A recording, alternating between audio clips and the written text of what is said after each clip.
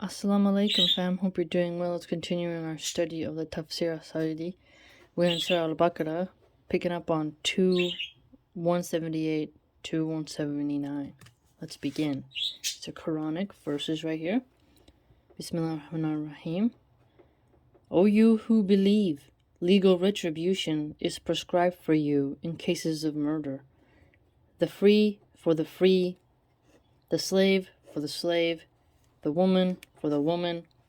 But if any remission is made by the victim's next of kin, then blood money should be claimed in a reasonable manner and paid with goodwill. This is a concession and mercy from your Lord. Whoever transgresses after that will have a painful punishment. So once the blood money is done, you need to leave it there.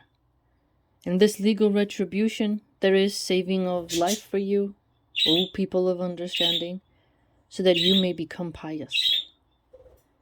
Here Allah, the Exalted in Might, reminds his believing slaves of his favor to them in prescribing legal retribution in cases of murder, which means equity. Okay, so equity. The murderer is to be killed in the same manner as that which he killed his victim, so as to establish justice and fairness among the people. That's beautiful. Right now in America, we're soft on criminals. We're very soft. We feel bad for people on death row when most of the time they earn to be there. Maybe 1 or 2% don't, but the rest, over 80%, do. So, they deserve nothing. This verse is addressed to the believers in general, which indicates that it is obligatory upon all of them, even the killer's next of kin. Oh, that's interesting. Even his kin.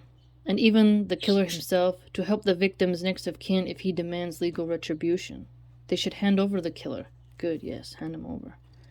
And it is not permissible for them to try to prevent this had, or, okay, that's a new word, had, or punishment. Yeah.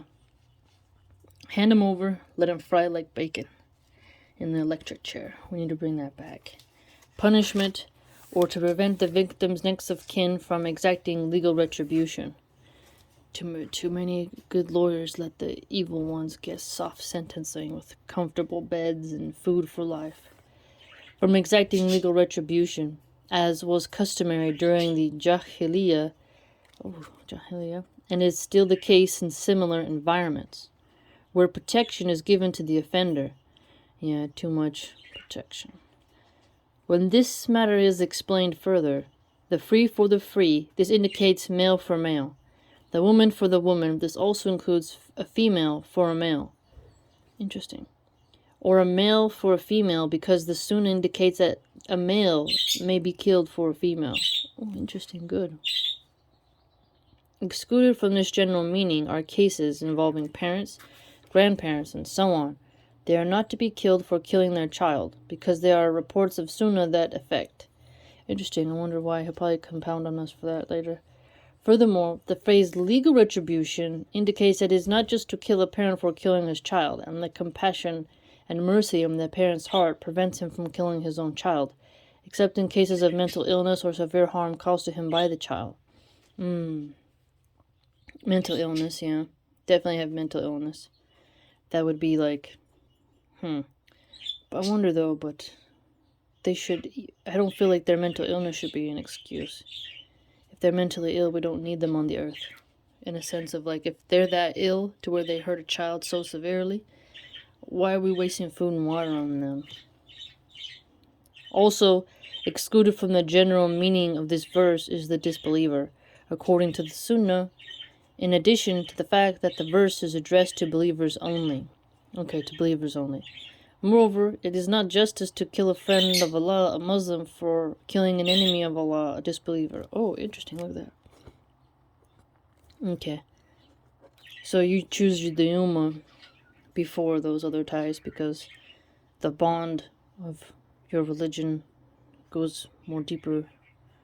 The slave for the slave, whether male or female, and whether they are equal in value or not. That's a good point. The equality in value. That's like the details and nuances of the past, right? This also indicates that a free man cannot be killed for a slave. Oh, because they are not equal. Interesting.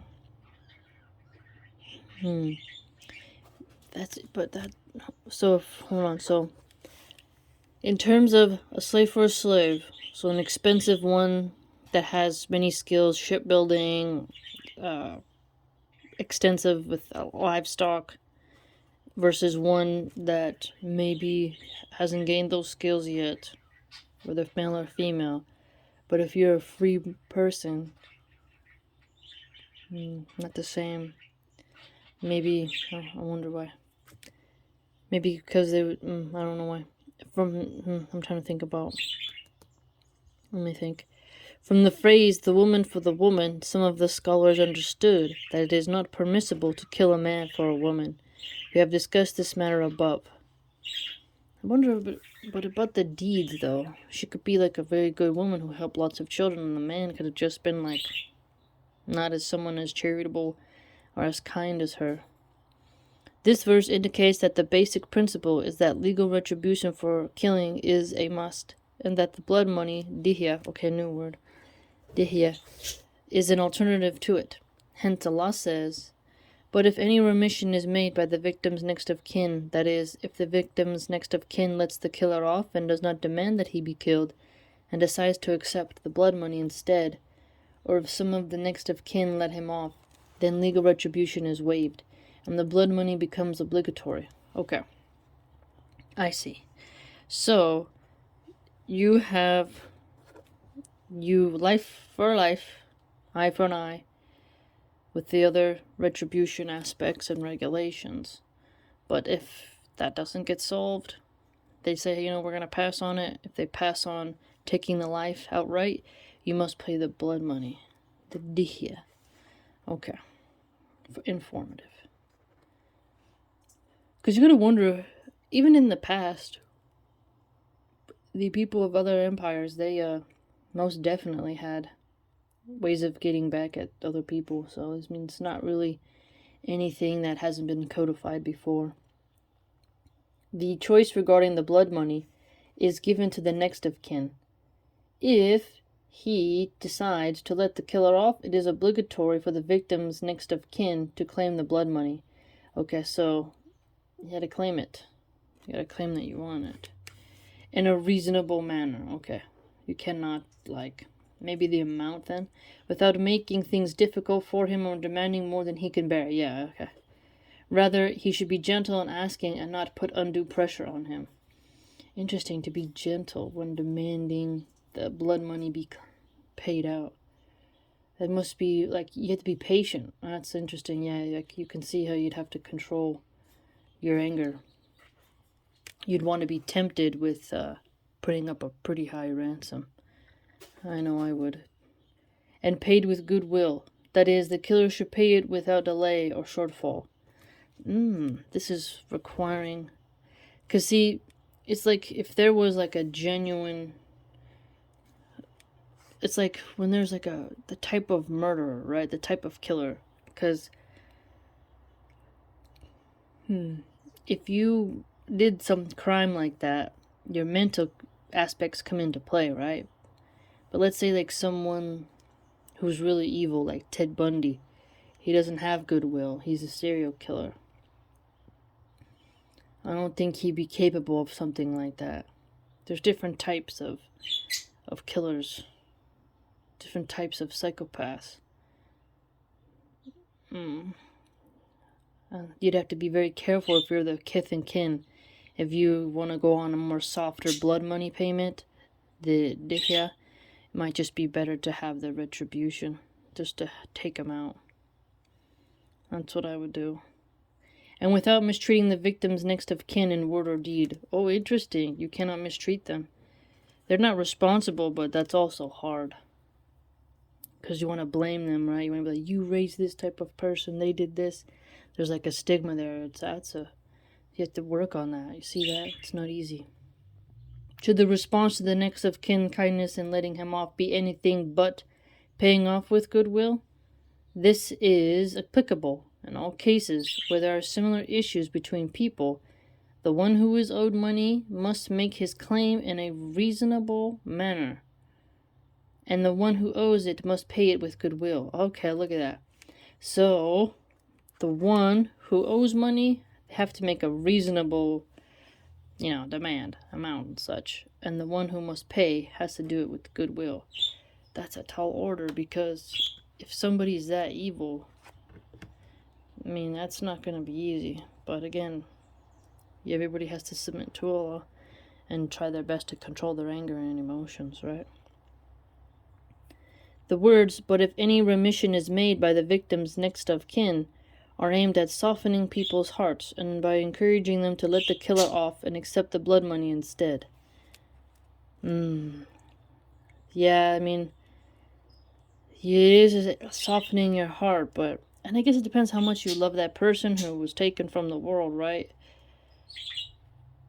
Because sometimes, you don't want to let that person off, especially if that person whom they took out was someone very dear to you. Even better than that is to let him off altogether by not demanding the blood money either. Oh boy. That seems Allah will reward you, but that's a very tall order. That's a very, very tall order. The word next of kin, literally brother, indicates that the killer does not become a disbeliever by his actions, because what is meant by brotherhood here is brotherhood in faith. Okay, look at that. Brotherhood in faith. The killer is not excluded from that by his action. Okay, look. Okay. This is interesting because it's your fellow Muslim, right? So the mercy component comes in. Knowing that Allah will give them His punishment and you will get your reward from Allah. And, okay. The killer is not excluded from this by his action, so it is more apt to say that all sins, apart from disbelief, do not make the one who does them a disbeliever.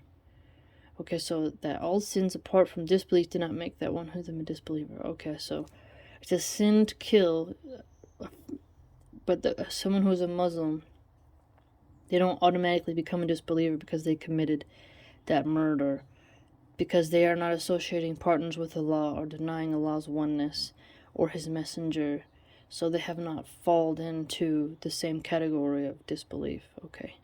Rather, his faith decreases as a result of that. Okay, so he doesn't fall into complete disbelief, but a degree of his piousness, his connection to Allah fades in a degree.